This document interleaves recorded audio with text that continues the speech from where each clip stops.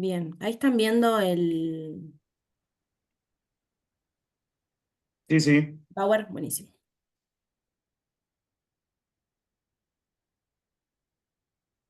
Bueno, vamos a empezar a hablar sobre tejido tegumentario.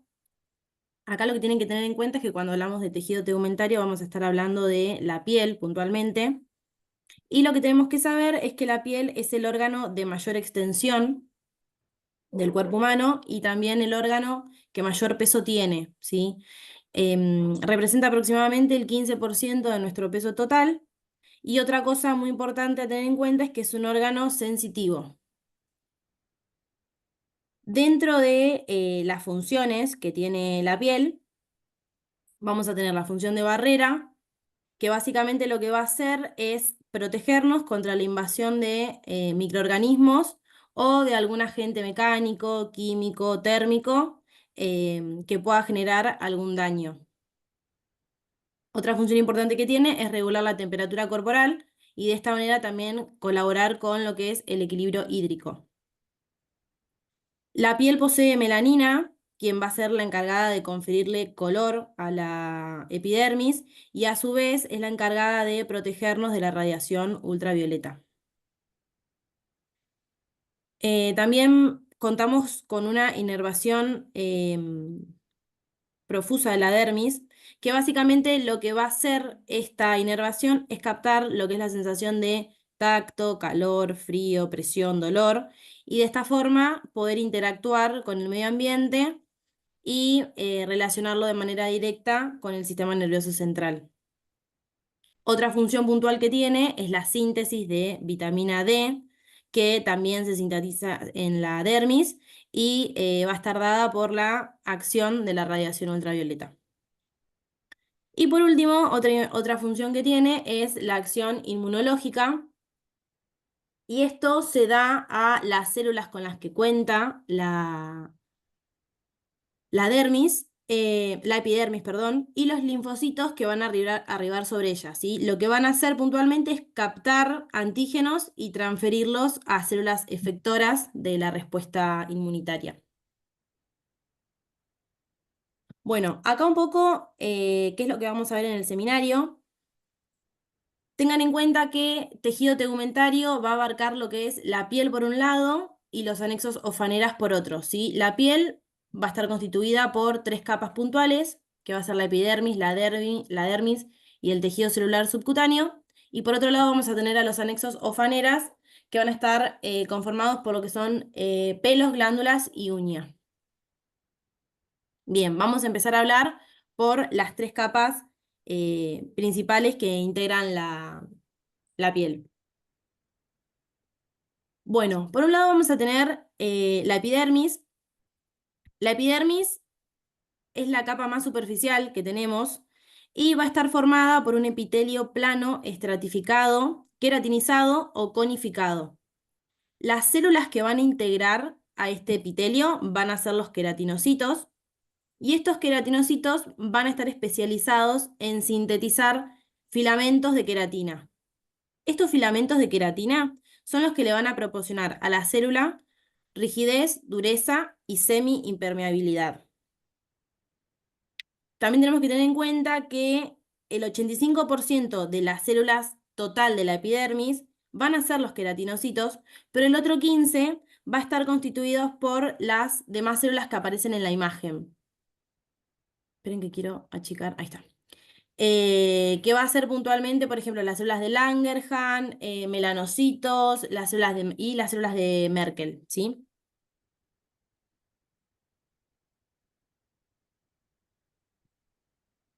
Bien, bueno, acá en esta imagen más esquemática podemos ver en marrón el melanocito, la célula azul sería la célula de Merkel, y en naranja lo que serían las células de Langerhans.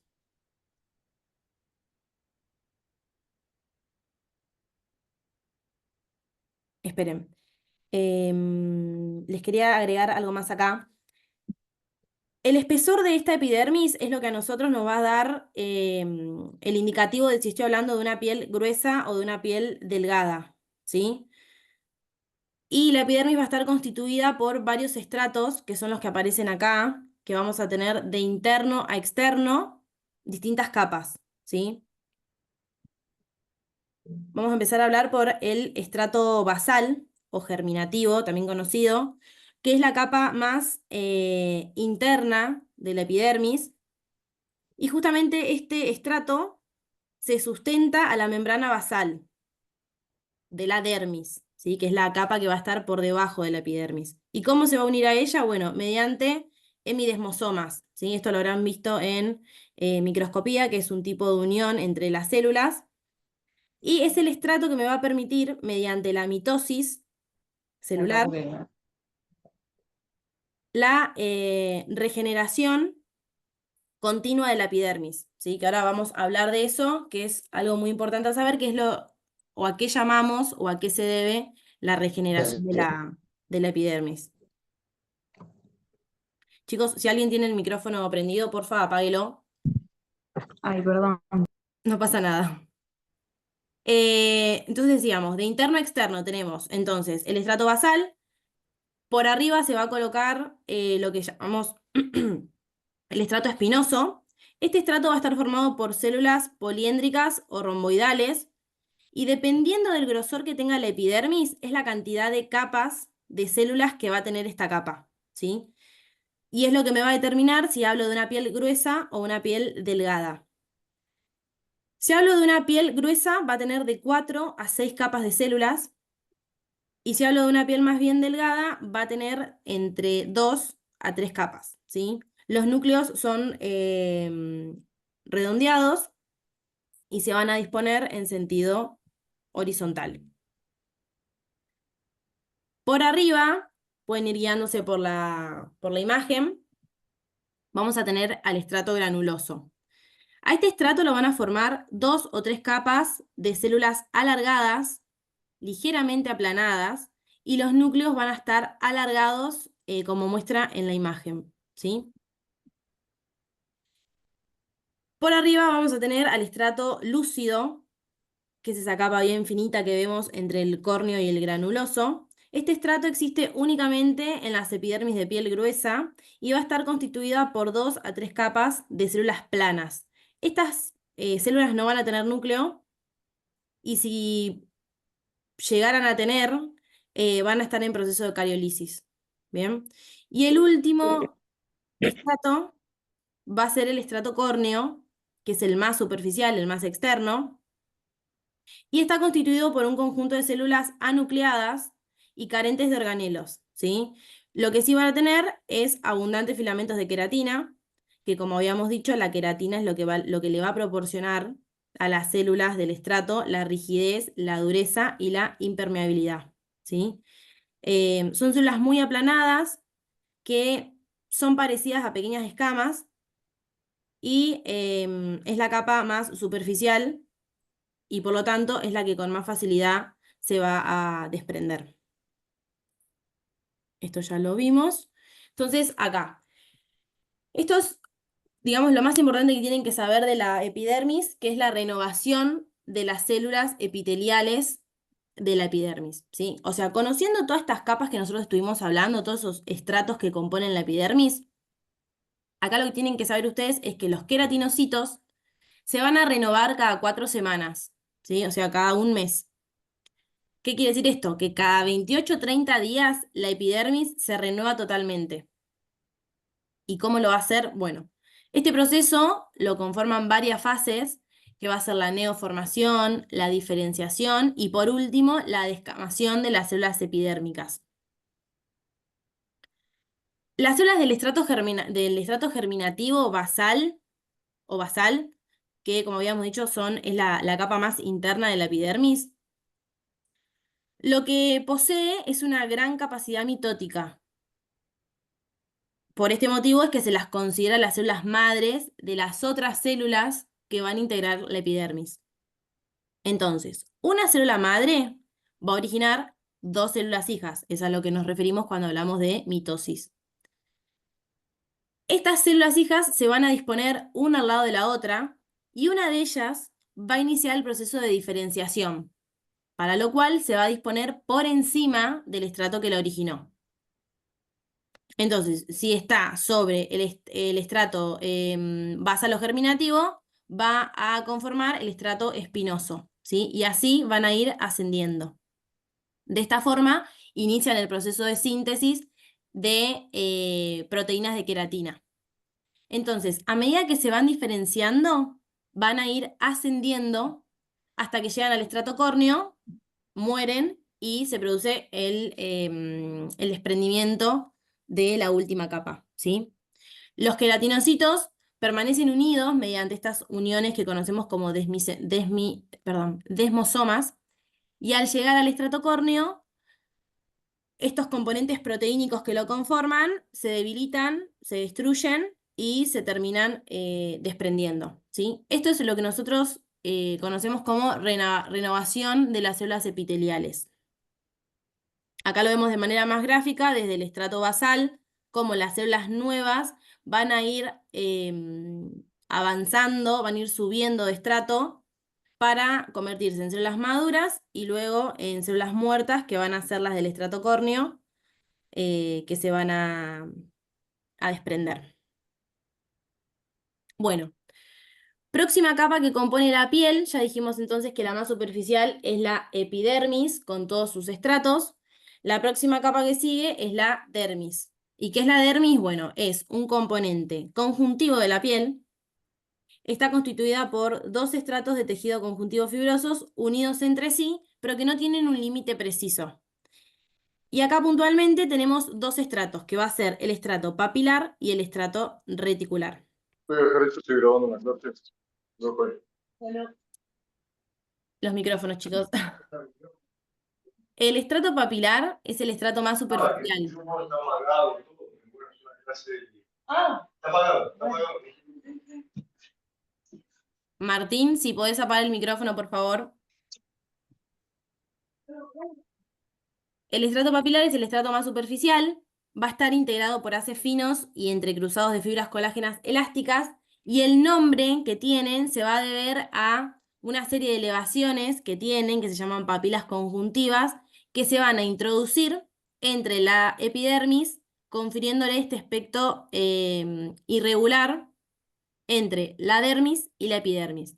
Es lo que podemos ver en la imagen de la derecha. En marrón sería lo que nosotros conocemos como estrato papilar. Y en verde vamos a tener el estrato reticular, que es el estrato más profundo. Ahora vamos a hablar de eso. Bien. Entonces, el estrato reticular es el estrato más profundo que tenemos. Está conformado por un tejido conjuntivo denso, irregular, y tiene fibras elásticas más gruesas que el otro estrato que estuvimos hablando, así que el estrato papilar. En ambos estratos vamos a tener las mismas células, fibroblastos, fibrocitos, macrófagos, células cebadas, plasmáticas y linfocitos, pero en este estrato se van a situar las terminaciones nerviosas que van a captar la sensación de dolor o temperatura, que van a ser las terminaciones desnudas, las terminaciones de tacto fino, que van a estar dadas por los discos de Merkel o el corpúsculos de Meissner, y las terminaciones para sentir la presión, que están a cargo de los corpúsculos de Batter-Pacini. Bien. Última capa que conforma la piel, tenemos la hipodermis o también conocido como tejido celular subcutáneo. Chicos, espérenme un segundo que voy a silenciar al compañero que tiene el micrófono prendido. ¿Te acordás que vos me dijiste que habías mandado por mail cuando lo... Listo. Bueno, el tejido celular subcutáneo está constituido por un tejido conjuntivo laxo, que lo que hace puntualmente es servir de unión entre la piel con los tejidos subyacentes. Entre el tejido conjuntivo se va a situar el tejido adiposo y los vasos sanguíneos. Y en esta imagen que tenemos acá, si bien es de la pared abdominal de una rata, la flecha lo que va a señalizar es justamente cómo se vería el tejido celular subcutáneo, ¿sí? Son todos esos circulitos, sería el tejido adiposo.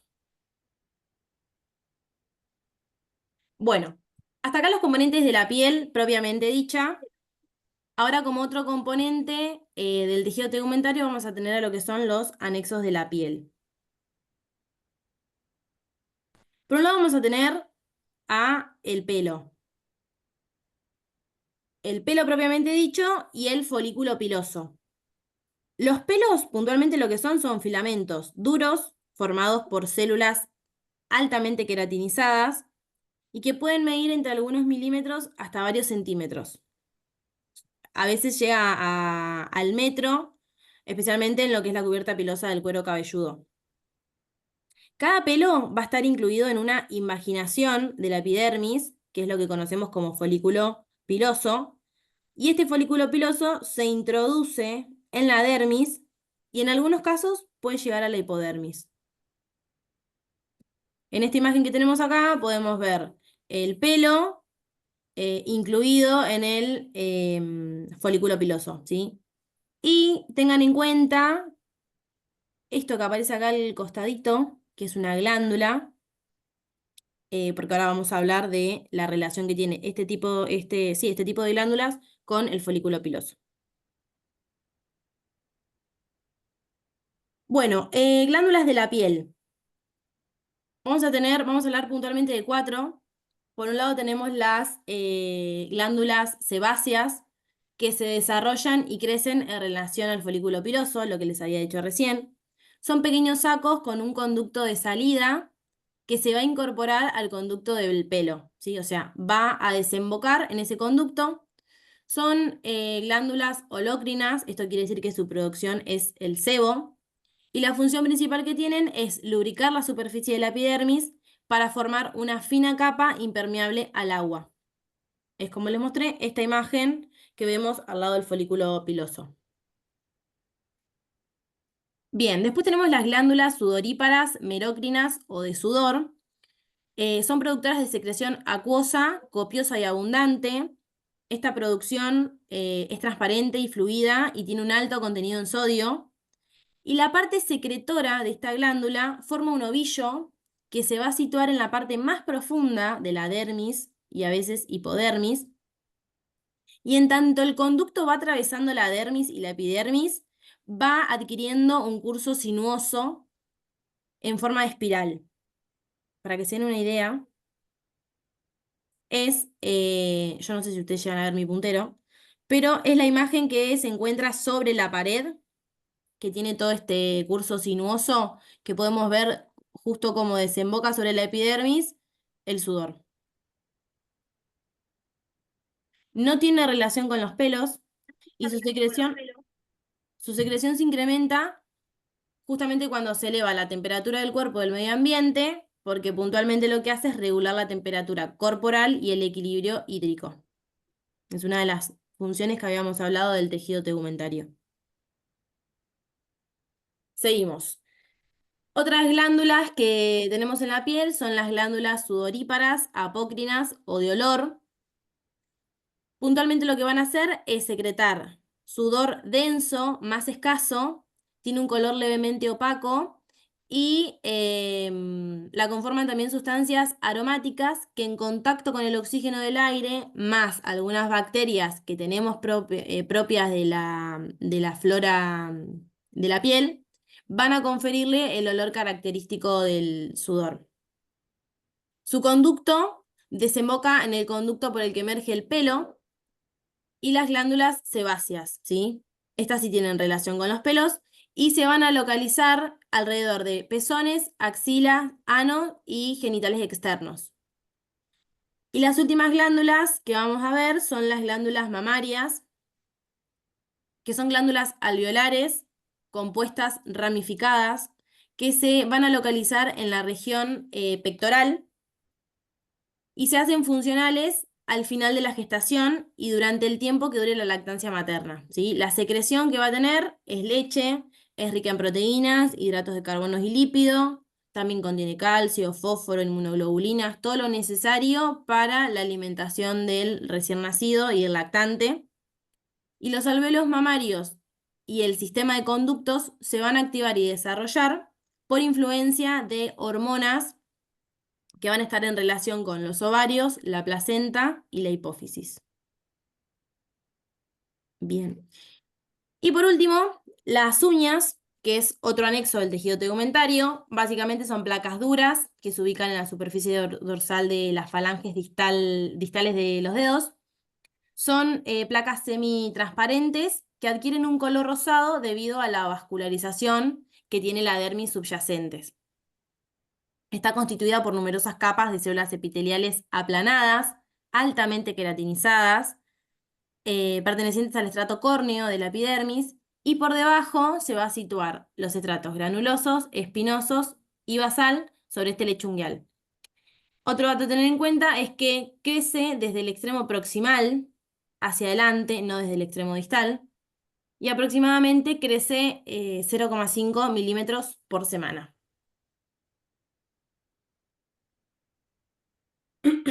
Bueno, acá un poco ya hablando de una de las funciones de los componentes sensoriales del sistema nervioso periférico y su relación con la piel. Las terminaciones nerviosas de la piel puntualmente lo que van a hacer es permitir relacionarnos con el ambiente.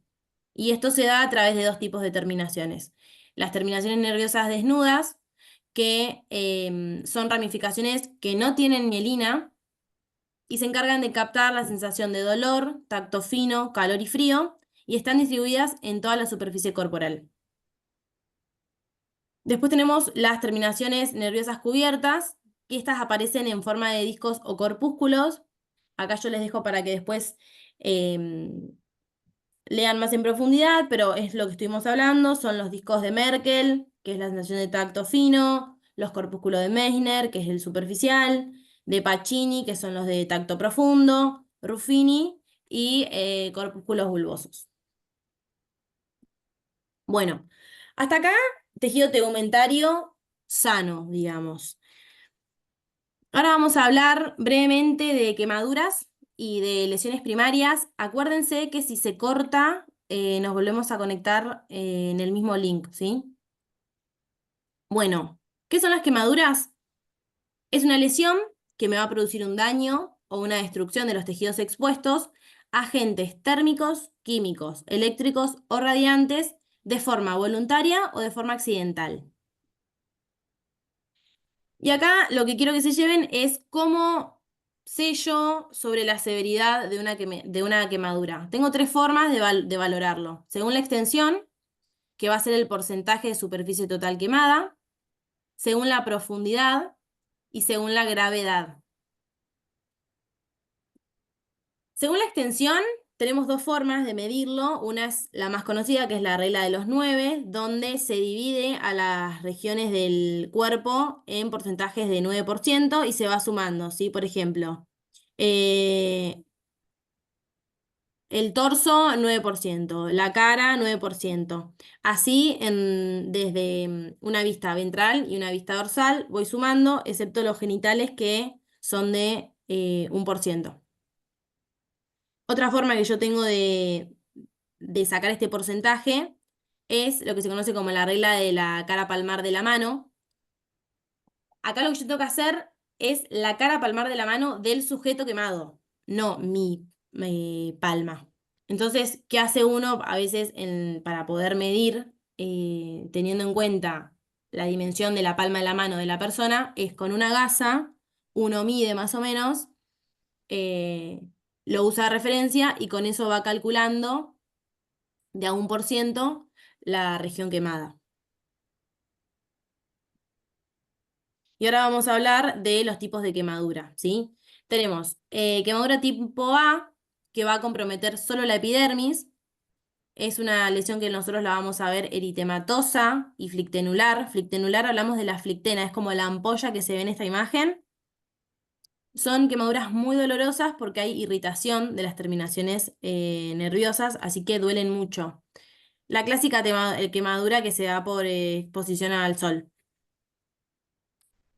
Después tenemos las quemaduras tipo AB, que se van a dividir en A y B.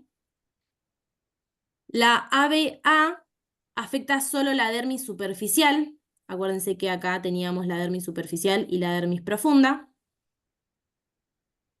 Son quemaduras que van a presentar flictenas o ampollas. También son quemaduras muy dolorosas. Y estas van a conservar el folículo piloso. En cambio, la quemadura tipo ABB afecta la dermis profunda. Puede tener flictenas o ampollas rotas. Puede tener hipoalgesia o hiperalgesia. Y acá hay daño del folículo piloso.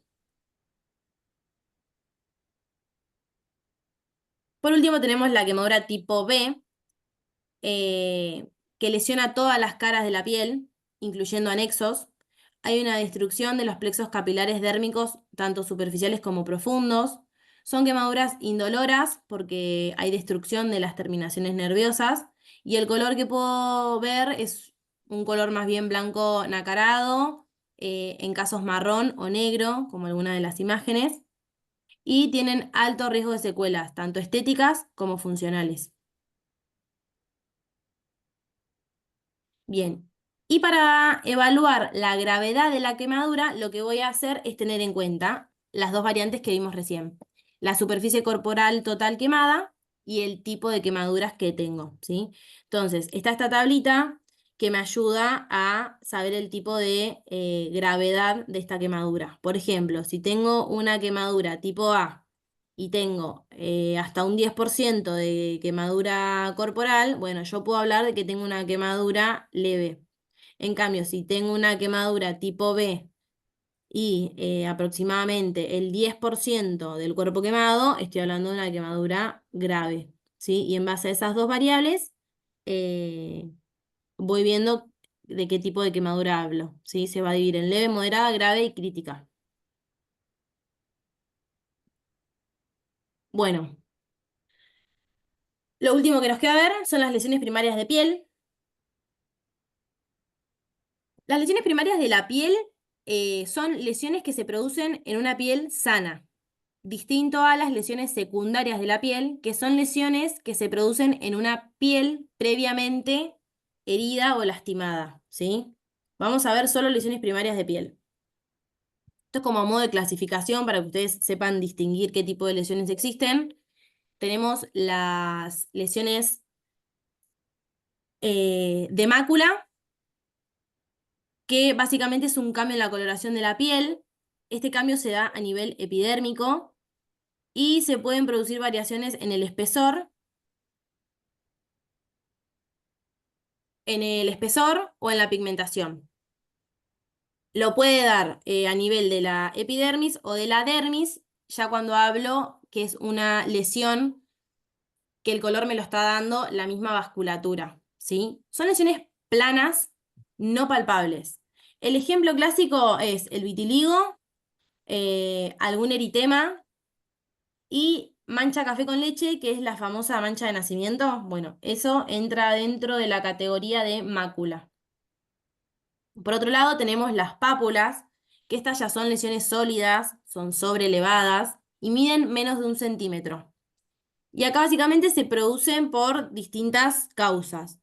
Por proliferación de las células de la epidermis, como por ejemplo las verrugas vulgares, o sea, las verrugas más habituales, que por ahí aparecen en zona de las falanges, son las verrugas vulgares. Pueden aparecer eczemas, que es otro ejemplo de pápulas, o cuando hay alteraciones en el tejido de la dermis, lo que conocemos como líquen plano, o cuando hay depósito de sustancias, esto ya es muy puntual, quédense más bien con el concepto teórico. Otro ejemplo puede ser el xantoma. Bien. Dos más. La placa es una lesión con elevación en meseta y esto se da a una agrupación de pápulas, ¿sí? Habíamos dicho que la pápula es una lesión sólida, sobrelevada, menos de 1 centímetro. Bueno, la placa, en cambio, es una agrupación de estas pápulas, entonces va a medir más de 1 centímetro. Es la clásica lesión, por ejemplo, de la psoriasis, que es una placa elevada en meseta sobre la piel. Bueno, ese es un ejemplo de placa. La placa de psoriasis justamente se llama placa por esto. Después tenemos las lesiones de nódulo. Es una lesión sólida, profunda y es más palpable que visible. Es como vemos en la foto. O sea, si yo lo veo quizás de lejos, no llego a ver el nódulo. Pero si lo palpo, ahí sí se hace más visible. Entonces es más palpable que visible. Y se localiza a nivel de la dermis profunda y a veces a nivel de la hipodermis. Y está cubierta por una epidermis normal, ¿sí? Sana, sin ningún tipo de lesión. A eso llamamos nódulo.